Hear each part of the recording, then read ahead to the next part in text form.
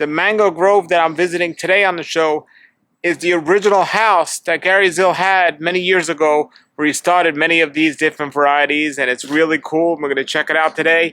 Now, keep in mind, in the last couple of videos, I've been talking about two things. I've been talking about top working mango trees to different varieties, and I also been talking about the spacing or the high density growing. And in today's video, you're going to see both examples of both of those, because Cecil, what he did was he's done a lot of top working, but he also has done a lot of high density growing like years ago. And you're going to see a result of that. Like 9 years later, he planted trees 6.5 feet apart. And you're going to see the result of that. It's very important. Educational video today. Had a great time going there. Like I said, it's close to my house. And just great people, great video, a lot of information. So we're going to check that out. And here's the hat, everybody. If you didn't catch the announcement, I have the hat. And I also have shirts, Fruitful Trees. I'll put the link below if you're interested in those. But now we're going to go and check out this amazing mango place. They also sell mangoes. So if you're looking to buy mangoes here, they have a great amount, a great selection, really good varieties, and here we go. All right, everybody, here we are. This is Cecil, and we're back at this property, this amazing farm. What's the name of the farm? Tropical Paradise Grove. Tropical Paradise Grove.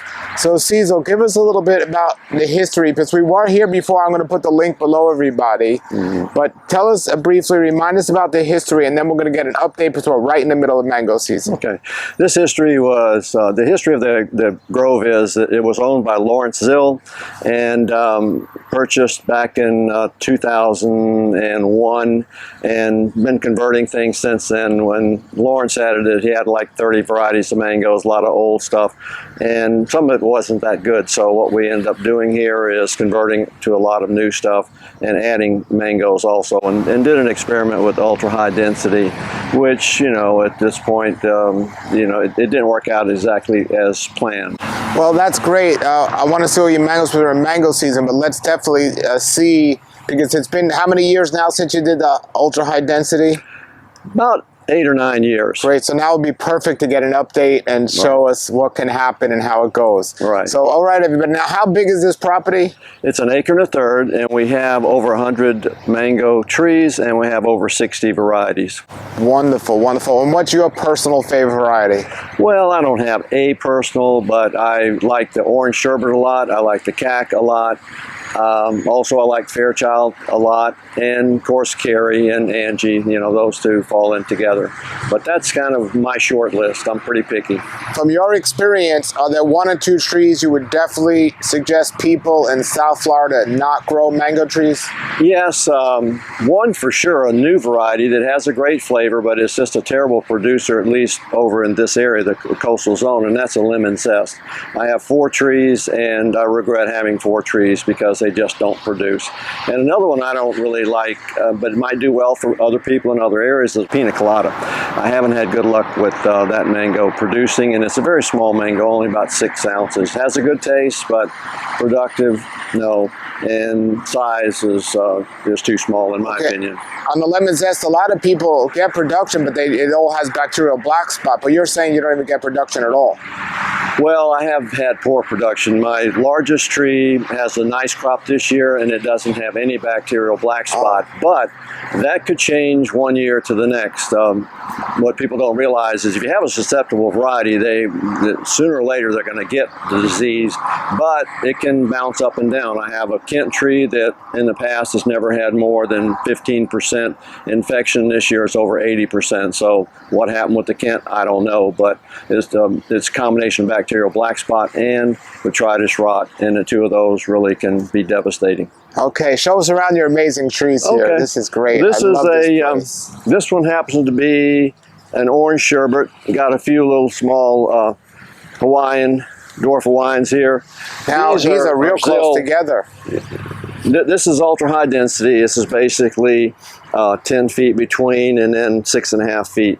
And you know, for a dwarf Hawaiian, it'd probably be okay. But other varieties, they just, you know, it's too hard to keep them, you know, from crowding each other out. This is a Zill 80 tree here, and Over here, what we have is a mango that's not common at all in Florida. And this is a mango from southeastern India. It's a Banganapali. We happen to have a good crop. And people from northern India, they're not familiar with this mango. They don't really know anything about it, but then the people in southeastern India love it. It's kind of like their personal favorite. So we have a nice crop, and those are ready to start picking. Now, why don't a lot of people in Florida have this one? It just hasn't been propagated. So Wow. I'm one of the few people that has it. Over here, we have a carry. And I have 2 carry trees, and my largest tree didn't produce well this year. First year, it's been subpar. This one has produced, fine, but it's a smaller tree, so not as many carries this year. Over here, I'll show you my pina colada. Now, this is the best year it's ever had. Normally, I get about six mangoes, but this year I've got a few dozen. And they look like they're probably 4 or 5 days out from starting to pick. Got a few dozen, but these mangoes are small. They only run about 6 ounces typically, maybe 7, which in my mind is too small. Now, this is the other side of the Banganapali, but on this tree we also have an Allanpur Banashan. And actually that's what this is. This is a mango. It's highly regarded in India. It has a whitish flesh, and that's what that particular branch is. This is a Fairchild. The Fairchilds last year had really, really good crops, and this year they hardly had anything. On this part of the tree, this tree has 3 types of fruit. That up there is an old Florida variety that's very good. Nobody has it. It's called the Golden Delight. And so that part of the tree over here is Golden Delight. I think it's probably from Kent. It has some characteristics of a Kent, but it's better than a Kent. And in the past, it's been very disease resistant. This year, I've seen a little bit of a rot on it, on a couple pieces of fruit. This is a rosy gold. I got 2 rosy gold trees. This one, the problem I have with it, it'll produce and I'll have fruit a nice size in March, and it's over by the highway and the wind comes in and blows a lot of the fruit off because the rosy gold has a small pinnacle. It's one of the worst trees to have fruit blown off actually. This is a combo tree. This part is dot, and the part over here is Valkyrie on this part. And neither one of the crops are great this year. They're okay. And this over here is a Zill tree. This is the first named Zill variety in 1948. And this is a cogshaw. We had a good crop of cogshaws, but they're toward the end of the crop. And this is the ultra high density planting. This happens to be this area is how many years now? About 8 years. 8 years. How far between the trees did you go? It's 6.5 feet between the trees and 10 feet between the rows. And bottom line is, I wouldn't plant them that close in the future. I looked at a lot of videos from India, and that's what they were doing. And one thing they don't even mention there is they use a growth retardant on their trees, which to them is just perfectly okay. I'd never use it on my trees. And so they can keep them small. So you look at their grows and you go, well, okay, looks like it works, but you don't realize they're using a very strong chemical that, this is organic, and I certainly wouldn't want to use it on my trees. When I say organic, we're not certified organic, but I've been using only organic certified products for over 12 years. So the mangoes, I eat a lot of mangoes, and I want to make sure they're safe and don't have any dangerous chemicals on them, and they don't. So it looks like it's working. It looks like you're getting fruit. What's the problem? Well, the trees, you just have to trim them hard to keep them under control. This is a lemon meringue. Now you're a commercial grove, so someone that has a personal property, do you think for them this would be fine because they're getting some mangoes? Well, I First of all, if you choose smaller varieties, so if you choose something like maybe a honeykiss, which is a semi-dwarf tree, and maybe a coxall and a dwarf Hawaiian, maybe you can make it work, but you're going to have to trim them hard every year to kind of keep them under control. And I would say, if I had to do it again, I would probably go with something like 10 foot between the trees and 15 feet between the rows. And that way, you're not going to have to trim as hard to maintain the spacing, because what happens is, you see they start growing together. And these trees were trimmed pretty well. This is a Sanpuri. It had a little bit of fruit. It doesn't have anything. Well, excuse me. This is a Sanpuri here. This actually is another lemon meringue that has not produced. This is a Sanpuri. This is the youngest tree in the row. It produces, you know, okay, not great, and the fruit is very high quality. This tree is a top work Harvest Moon. The Harvest Moon, I didn't have good luck with it, didn't get any production. This was changed to a triple sec Seacrest. That's the name was Seacrest. Went to triple sec. Very good mango.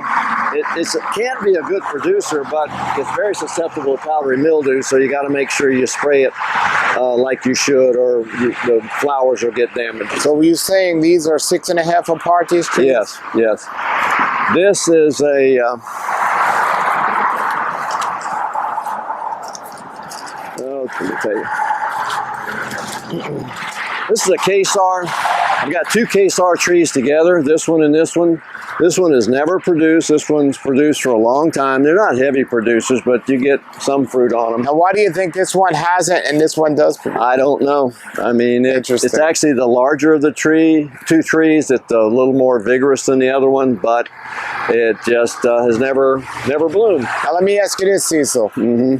Let's say there were no trees here, only these two trees, right? No other trees around this area. That tree and that tree were here initially. Okay, but let's say you planted two trees 6 feet apart. Yeah. Nothing else on the other sides. Do you think that would have been okay? Because you'd be getting 3 sides of empty on each side. Yeah, I think if you did it that way and you only had two trees and you had them 6 feet apart so they've got room to spread on the outside, probably would be okay. If you're tight for space, I think you could do that, as long as the trees aren't too vigorous. Some trees are just extremely vigorous, and then you're going to have trouble. Okay. This happens to be a Neelam. This tree didn't hardly produce this year. It's been a very steady producer, but this year just took a vacation. And these 3 trees are all pickerings. And what you'll see is that pickering, which is the largest, has very little fruit. The other 2 did okay. So it's another one of those oddball things that, you know, why do the trees do what they do? I don't know, but they aren't always the same. I got a question. Yes. If you're planting this close, we know eventually you're going to run into problems for mangoes. What if you're planting, if you want to get budwood in the future, is it better to have them in pots or to put them in the ground? Say that again, please. If you want to just plant a tree so you can have budwood in the future, is it better to plant it in a big, like 25-gallon pot, or to put it in the ground this close? Well, I mean, I think in the ground is going to be better because the tree's going to get bigger and you're going to have more budwood. So that's what I would do if that's what I'm trying to come up with. Okay. This particular row here, which is on the northern side of these 2 rows, it has been a particularly poor producer. This is coconut cream, had a pretty good crop last year, nothing this year. Now, how far apart were these rows? 10 foot. So these ones on the end here, that pickering and that coconut cream has much more room because they have this right. It's on the end, but it didn't do anything this year. I have a top work and it did something. So there's but 10 both feet of them were apart. Off a little bit. Okay. So let me, Cecil. Yeah. So these being 10 feet apart, if you would have planted those 10 feet apart by 10 feet, do Do you think that would have been more realistic or still too close? Well, it would have been better. The spacing in between, I think, would be fine. But I would spread the rows out probably a minimum, tight, right? a minimum of 12, probably 15. But these trees were trimmed hard at the end of the season, and you can see right now you're already touching each other. So you really don't want to be that tight.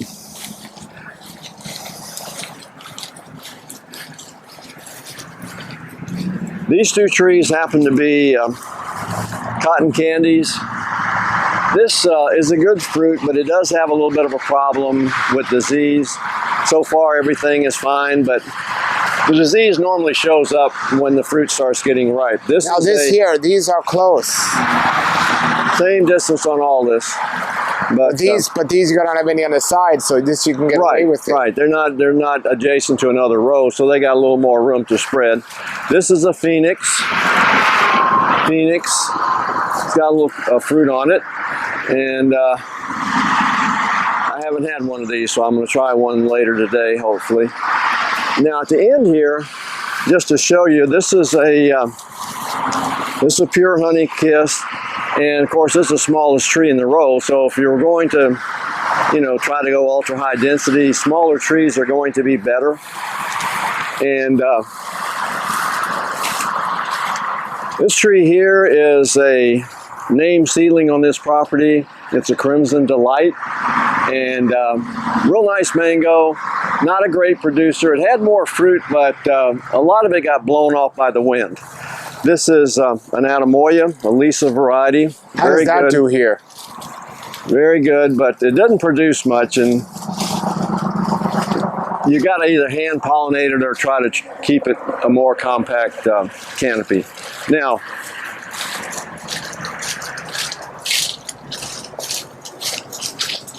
this is one of my two Julie trees. My Julies were way off this year, down around 80%. And what happened is the powdery mildew really decimated the flowers. They've been resistant in the past, but this year, for whatever reason, powdery mildew really did them a job.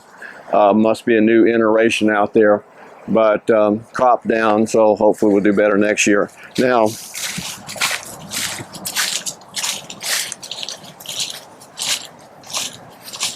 these three trees here are all Angies, and they're getting crowded.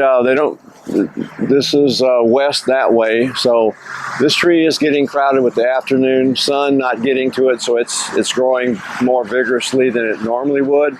The one over here, kind of the same thing, because you got a Glen tree that's crowding it over here. But now here's something to take a look at. That tree, and the tree on the end are all three cacks, a vigorous tree. Now, these have been trimmed hard, but you can see what they're doing. They're extremely hard to control. This is a tree you'd never want to put with that kind of spacing, because it's a hard tree to control because it's so vigorous.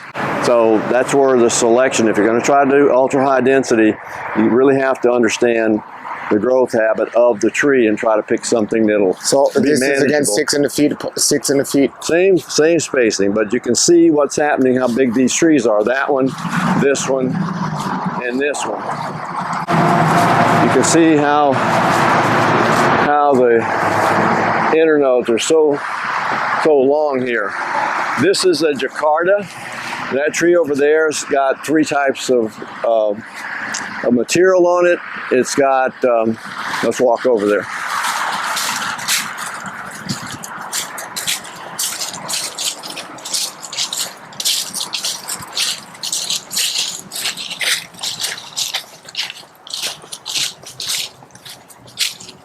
The main part of this canopy is Jacqueline.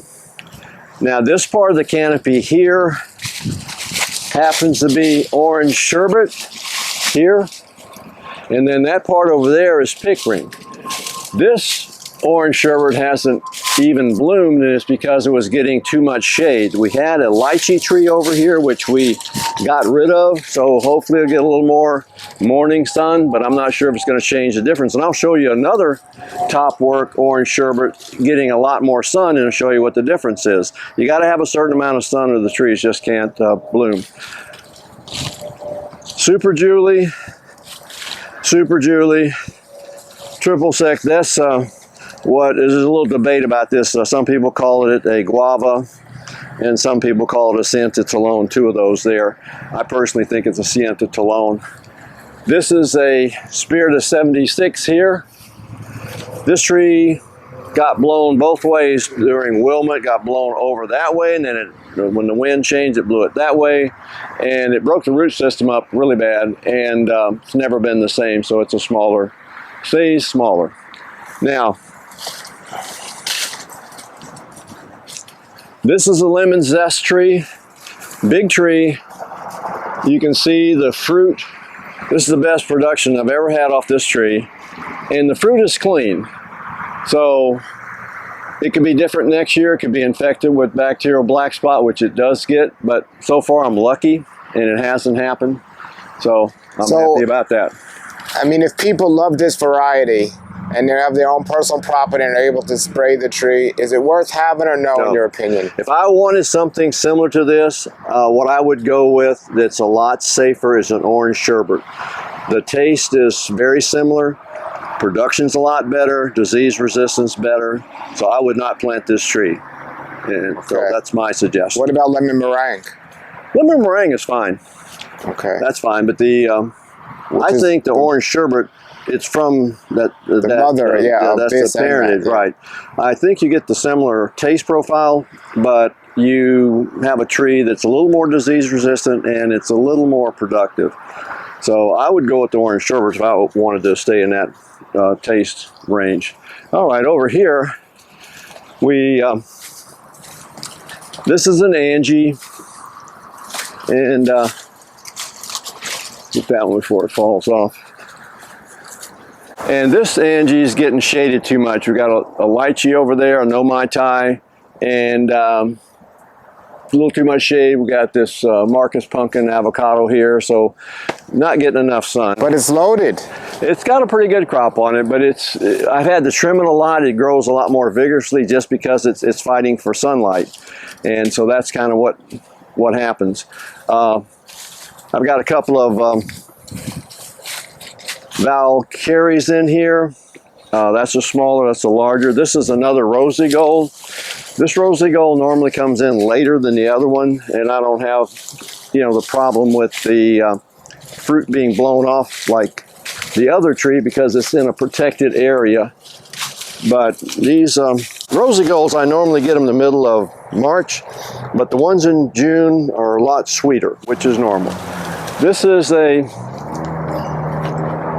Honey Kiss, and this is a kit. Honey Kiss has got a pretty good crop this year. And this is a Valkyrie, and it's had a good crop. It's toward the end of the season, probably got another week or so.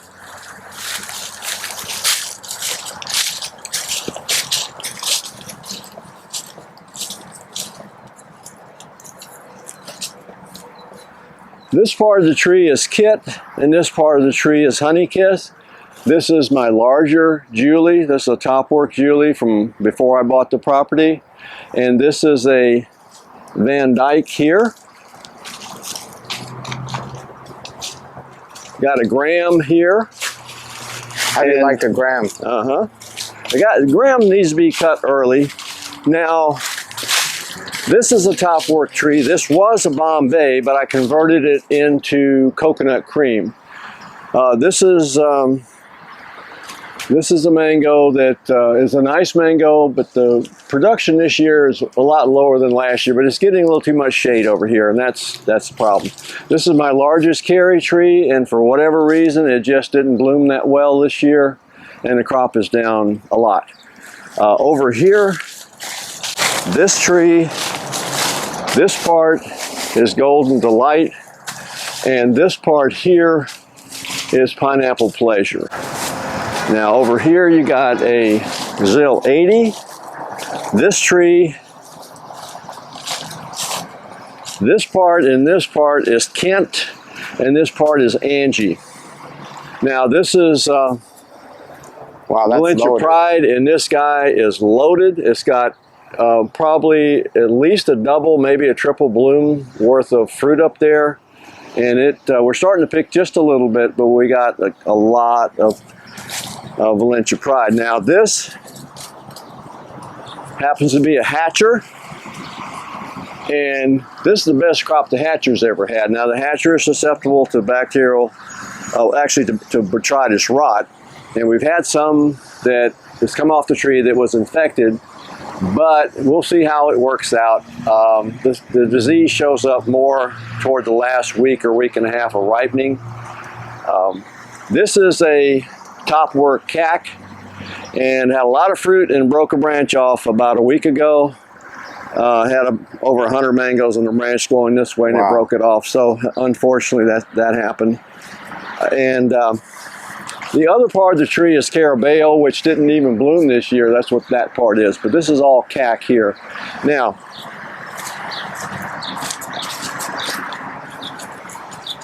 this part of the tree is a name seedling on this property. It's a tango. Very sweet, no fiber, has a citrusy component to it. It's not a pretty mango, but there are people that love it. And so that's what that part of the tree is. This part of the tree now, remember we had the orange sherbet on the other side in the shade, no bloom. Now you take a look at this one in the sun, and you see it's got a nice crop on it. So this is the difference in a tree getting adequate sun and not getting enough sun. Same variety, 100 yards apart.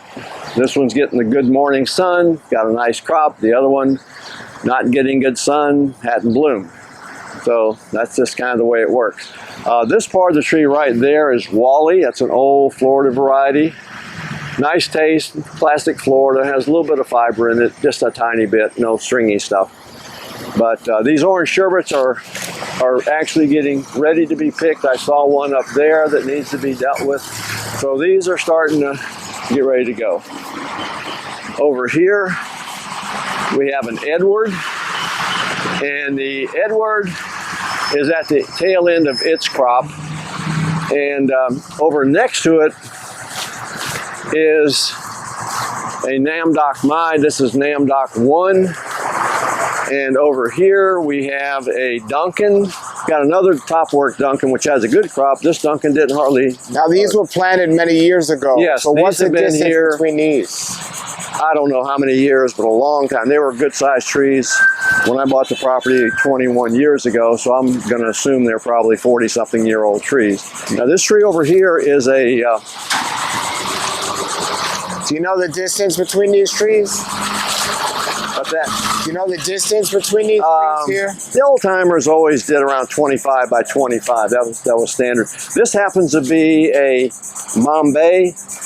Very vigorous tree. They were oversized when I bought the property, very hard to control. I would cut them back 15 feet. The next year it looked like he did nothing. So I cut this one way back to try to get it under control, and I still couldn't get it under control. Got a little bit of fruit, but not much. Very, very vigorous trees there. I think you could control them if you pruned them heavily, if you planted them. You know, had a small tree and shaped it and kept on top of it. But when you have a big root system, you know, to go with a big canopy and you cut it back, it's almost never brings it under control. Now over here we do have a Beverly. That's what you have here. And the Beverleys, they consider that to be a late mango, an August mango, but last year I had a lot of Beverleys in May. Got a decent crop on them. And then over here, this tree is, this part is Fairchild. Had a little bit of fruit, not a lot. And this is a Super Julie over here. Getting shaded too much, so it's not doing much either. So that's kind of what we got here. And you know, we're about a third of the way through the season. Early season stuff is starting to go away, and now we're getting into the mid-season, and we'll finish up with the late season. The late season is always the same thing. It's about 5 varieties typically, and that is going to be Kit, Kent, Zill 80, and Honey Kiss, and then some Beverleys. That's typically what I finish with. But every year is different, and sometimes the trees don't stay on the schedule that they're supposed to. Now, what are the hours over here? Our hours are Monday through Friday, 3 to 6, Saturday, 12 to 4, and closed on Sunday. So that's what our hours are. Okay, you're on Instagram. What's the name on Instagram? It should be Tropical Paradise Grove. I'll put the link below, everybody, where they are, but they have some mangoes here, $4 a pound, some $5 a pound. They're open here, like you said, every day except Sunday. Definitely come on out to this place. These are big. What are these? Those are Crimson Delights. Crimson Delight. Okay. And so, got Cax and Angie's over here. We got an order for some Bailey's Marvel. Tell everybody your name. I'm Muriel. Muriel, nice to see you here. And tell us, do you have a website? We do not. We have Instagram. That's where we inform people of our times when we're open and what we have. At some point we will have Facebook, but right now that's what we have. So Instagram's the best way for people to get in touch with you? Sure. Yes, our phone number is in there, and I respond really well by text because we're always busy in the yard. Could I put your link and phone number below the video? Thank you. Yes. Please. Okay. And he was saying you're open every day, Monday to Friday, 3 to 6, and Saturdays, 12 to 4. Correct. Okay. And there's a wonderful selection you have here. Do you ship in the mail, or is it all pickup? We do not, because most of our people live around here, and we're a small grove. But people, if they have a request for one particular mango, they can always text, and we try to put them aside for them. Oh, wonderful. So you'll do that and let Yes. people know do you update people on your Instagram and let them know what might be available or what not, like on there, like what you have today, or do you? Not on a daily base. Okay. Not on a daily base. We usually have a selection during season of 15, 20 mangoes, and they're all sweet and fiberless, so we figure they'll find something they like. Now, many of the mangoes that you have here, are they ripe where people could buy them and eat them right away, or do they have to let them sit at home for a couple of days? Well, that's the difference between picked and drops usually, is that the drops, they drop because they were ripe and we didn't get to them. There will be some ripe ones like cockshells, but usually the mangoes indicate that they're going to be ripe, so that's when they need to be picked. So there usually is a few days for the picked mangoes. Great. And what's your favorite mango? So I discovered Wally and Crimson Delight, which are Crimson Delight was a seedling born here, and Wally was the first year I discovered it, and they're so juicy, and unlike a cockshell who's a little bit citrusy, they are sweeter. I don't know. For the favorite mango, I guess if I can redo, because those are very limited in quantity, and if people miss it, they miss it. But I do love a Bailey's Marvel. Bailey's Marvel, because when you have it at the right time, I think it's the best. And the second best is the Glen, because it's always reliable. You eat it 2 days early or 2 days late, it's still delicious. This is torching of the past, so to say. So explain this, but Cecil, how long have you been in this location? Over 20 years. Over 20 years. Explain what's happened here last year, if you care to talk about that, if you don't want to. Muriel can explain that. Okay. I'll let her. So Cecil's been here over 20 years. Muriel, tell us. Well, Cecil's heart is between here and another place. And so I'm here to take over if and whenever Cecil wants to jump in the other place. Okay, so we have the passing of the torch, so to say. Yeah. And you're doing a wonderful job. Everything here looks amazing. Thank you both for having us come out, and I definitely want to suggest people come on out here. They're at a very convenient location right off I-95. Get here. There's a lot of people that come here, but there's never really a crowd. So there is a crowd. They're starting, but we can accommodate people. That's the beauty of being small, is that people can come at the time and they can choose their own mangoes. They can touch them, they can smell it, and they can say, I want this one. Sure, that's wonderful. And I've gotten mangoes from here before. They're excellent. And they have some unique varieties, the Crimson Delight, the Wally, and Also the tango. Tango's The tango. And what was the other one? The Indian one that you said nobody else has? Well, the Banganapali. Banganapali is that one's very. I haven't had that one yet either. Right. Yes. What's the season for that? Well, you're going to start picking them right now. I mean, we picked a few, but they're really in season. Proceed with caution. With any mango, you need to try the fruit and see if you like the fruit. If you don't like the fruit, why bother? But then after that, there's other things to consider. How big is your yard? Where do you live? There's a lot of other factors to consider. But if you don't like the fruit, nothing else really counts. Okay, a question for both of you. First, you, Cecil. What made you buy this property and get into mangoes? Did you grow up growing trees, or is it just something you did after you retired? What's your story? Well, my story is simply that I like mangoes. I had planted mangoes at 2 prior homes I owned, but they were just kits because all I'd had before that was a Tommy Atkins and a kit. And of course, the kit is better. And I was investing in real estate at the time, and this property came up for sale. It had been abandoned for several years. And so I bought it because of the property, and I didn't know that much about mangoes. So after I bought it, of course, I started getting introduced to all these different varieties, and then one thing led to another, and it's like, wow, this is really good. So then I got into the mango side of it because I got out of the real estate investing side. Great, great. And what about you? Totally. Oh, sorry. So I got into the mango business, if you want to call it business. I've always loved to grow tropical fruit trees ever since I moved to Florida. I think they're just fascinating, and the variety you can have. I was growing up, I was used to, we would find at the Asian market, I grew up in Paris, and we would find one mango, that was completely fiberless and tasteless. And when we moved here and we discovered those mangoes, this was just amazing. So I actually was a client of Cecil, and for many years, and a house close by came on the market, and so my first reaction was to call him and say, hey, what's the information on the property? And he said, oh, by the way, I'm not sure I'm going to be here all the time forever. And so that's how I planted in my yard everything but mangoes, thinking I'm going to manifest it, and sure enough, it happened. Sure. And how long have you been in Florida? 15 years.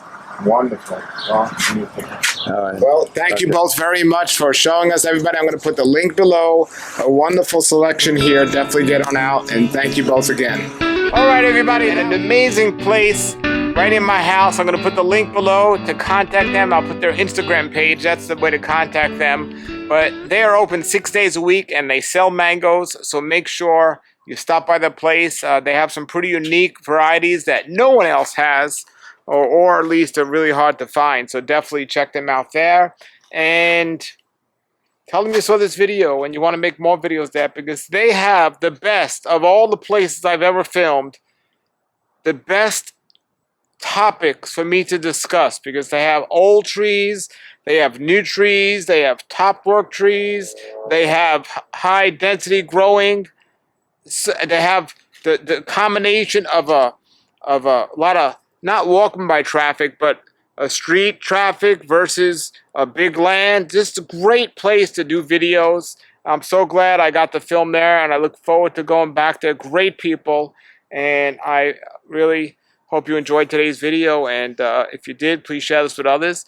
If you have a yard and you're growing mangoes and you'd like me to come and feature your yard on the channel and your trees and talk about them, my contact information below is the links below, and also there's a link below to this cool hat if you want that. Fruitful Trees Keep Growing, and the shirts as well are on the website. Thank you for watching, everybody. Until then, have a great day and keep growing. More educational videos about mangoes and other fruits and how to grow fruit trees. Please look out the other videos on this channel, Fruitful Trees, and also subscribe if you like, and also share these videos with others. Thank you for watching. Have a great day and keep growing.